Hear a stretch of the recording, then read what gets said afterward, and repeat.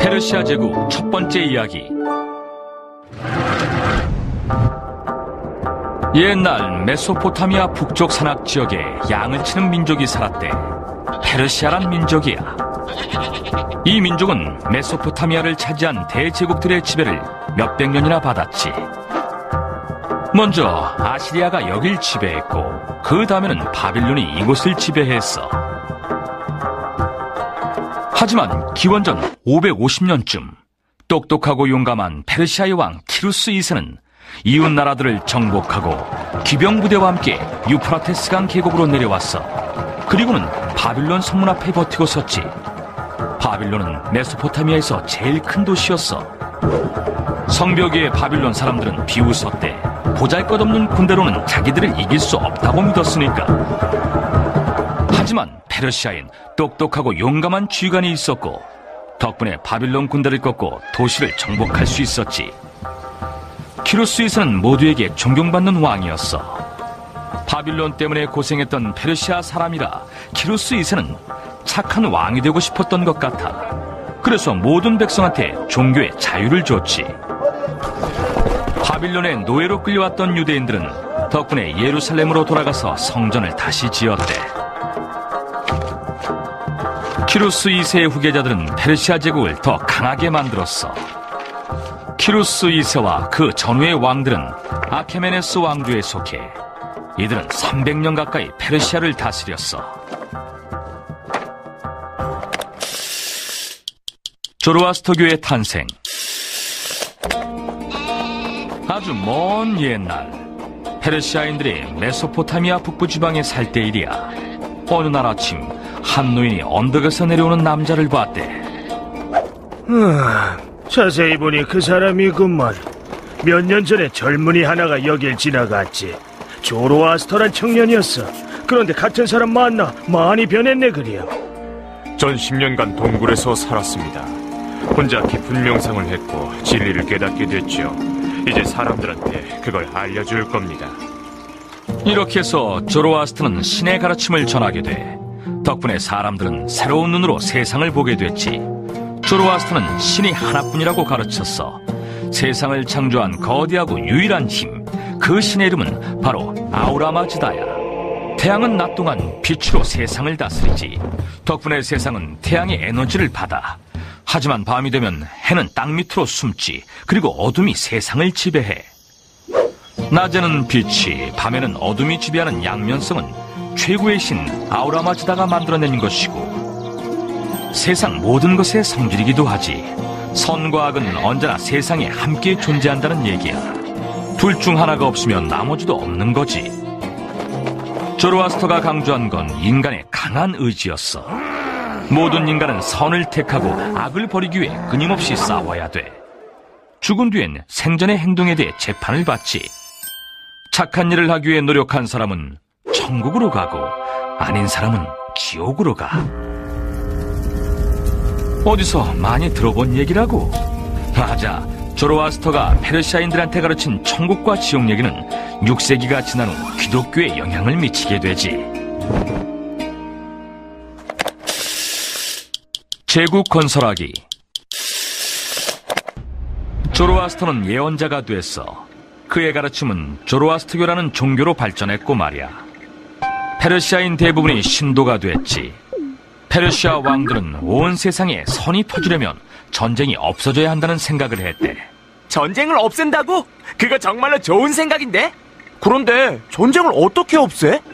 좀 이상한 얘기긴 하지만 페르시아 왕들이 생각해낸 방법은 세상의 모든 나라를 정복해버리는 거였어. 그러니까 세계의 평화를 이루는 유일한 길은 자신들이 전 세계를 지배하는 거란 얘기야. 그러면 온 세상에 선이 퍼질 거라나? 이렇게 해서 인류 역사상 처음으로 세계의 정복을 꿈꾼 제국이 태어났지. 키루스 2세는 바빌론만 정복한 게 아니야. 리디아 왕국도 정복하고 이오니아해의 도시국가들 마삭의 타이도 공격했지. 그러다 전쟁터에서 죽고 말. 군대와 나라를 이어받은 건 그의 아들 캄비세스 2세였어. 아들은 정복전쟁을 계속했고 이집트까지 영토를 넓혔대. 아프리카 북부까지 차지하자 페르시아 제국은 엄청나게 커졌어. 고대 문명을 탄생시킨 땅을 몇 개나 차지한 거야. 페르시아의 황제들은 그 후에도 영토를 넓히기 위해 노력했고 결국 이집트에서 인도에 이르는 넓은 땅을 차지하게 돼. 무력으로 정복을 하긴 했지만 페르시아 왕들은 처음의 결심을 잊지 않았어. 자신들과 다른 문화와 조로아스터교가 아닌 종교들도 허락하고 다른 민족의 지식과 전통을 받아들였지. 페르시아 제국에선 다양한 민족이 다양한 종교를 믿고 다양한 전통을 지키며 살아갔다고 해. 적을 죽이고 도시를 파괴하는 대신 페르시아 제국은 정복당한 왕들을 제국의 다른 지역으로 보내 거길 다스리게 해줬어. 평화를 지키고 복수심을 불러일으키지 않게 하려고 말이야. 노예로 끌려왔던 사람들한테는 자유를 줬어. 대표적인 게 페니키아인이야. 페니키아는 감사의 뜻으로 페르시아의 해군을 빌려줬지. 제국 다스리기. 세계 정복을 꿈꾼 페르시아 제국의 엄청난 힘은 무엇보다 무적의 군대에서 나왔어. 페르시아의 병사들은 국경 안팎에서 온 청년들이었지. 중앙아시아의 시르다리아 강 너머에서는 기병들이 왔대. 말을 탄 채로 성능 좋은 활을 쏘는 병사들이었지. 중앙아시아에서 온 병사들은 용병이었어. 그게 뭐냐고? 돈을 받고 전쟁을 해주는 사람. 페르시아에는 용병이 많았어. 넓은 땅을 정복한 덕분에 병사들을 살 때도 돈 걱정을 할 필요가 없었거든. 제국 곳곳에서 걷어들인 세금은 나라의 재산을 더 늘려줬대. 어마어마한 재산을 갖게 된 페르시아는 아름답고 화려한 도시들을 지었어. 그런데 페르시아가 전쟁을 한 건 세계 평화를 위해서지 돈 때문이 아니라면서. 그러게 말이야. 세계 평화도 이루고 멋진 도시들도 지으면 더 좋다고 생각했나? 페르시아는 정복한 민족한테 세금을 걷었어. 금, 은, 보석으로 받아갔지. 세금을 잘 걷기 위해서 페르시아는 제국을 20개로 나누고 각각을 사트라프라고 불렀어. 사트라프를 다스린 건 그곳의 지도자였어. 그리고 황제는 각 사트라프에 관리 하나씩을 보냈지. 이 관리들도 사트라프라고 불렸어. 사트라프의 임무는 각 지방에서 걷어들인 세금이 황제한테 잘 가게 하는 거였대. 사트라프는 큰 힘을 갖고 있었지. 그 중에는 자기가 맡은 지역을 손아귀에 넣고 왕 행세를 하는 사람까지 있었어. 걷어들인 세금도 중간에서 가로채고 말이야. 세금 걷는 걸 도우라고 보내놨더니 세금을 훔쳐갔단 말이야?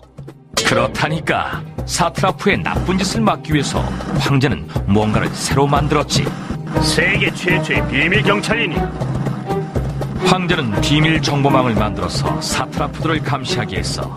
정보원들은 자기가 알아낸 걸 황제한테 보고했지. 이 방법은 아주 효과가 좋았어. 페르시아의 비밀 경찰은 황제의 눈과 귀라는 별명을 얻었대.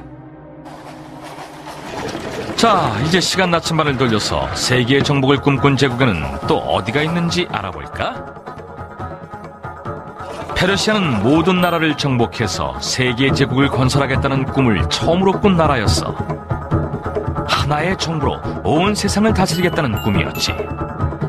이런 꿈을 꾼 건 페르시아 제국만이 아니었어. 기원전 334년, 그러니까 페르시아 제국의 전성기를 조금 지났을 때 그리스 마케도니아의 알렉산드로스는 역사의 길이 남을 정복자의 첫 발을 뗐어. 알렉산드로스 대왕은 페르시아가 정복한 도시들을 모두 빼앗고 인도까지 이르게 돼. 그리고 400년이 더 오른 서기 2세기, 로마 제국은 최고의 전성기를 맞았지. 로마 제국의 영토는 고대를 통틀어 제일 넓었어. 동서로는 대서양에서 유프라테스 강까지, 남북으로는 잉글랜드에서 사하라 사막에 이르는 땅이었어. 그리고 500년이 더 오른 622년, 아라비아 반도를 통일한 무슬림들은 전 세계에 이슬람 신앙을 전하기 위해 밖으로 달려나왔지. 100년도 되지 않아서 이슬람 제국은 스페인에서 인도에 이르는 거대한 영토를 차지하게 됐고 말이야. 페르시아 제국 얘기는 아직도 많이 남아있어. 페르시아 제국 군대한테는 적수가 없는 것 같았어. 하지만 지중해의 작은 도시 국가들 생각은 달랐지. 스스로를 세계의 주인이라고 생각했던 다리우스 대왕은 기분이 나빠졌대. 그래서 빼앗긴 도시들을 되찾고 그리스를 정복하기 위해 전쟁을 시작했지. 자, 지금까지 배운 거 전부 생각나지? 기원전 550년쯤 페르시아의 왕 키루스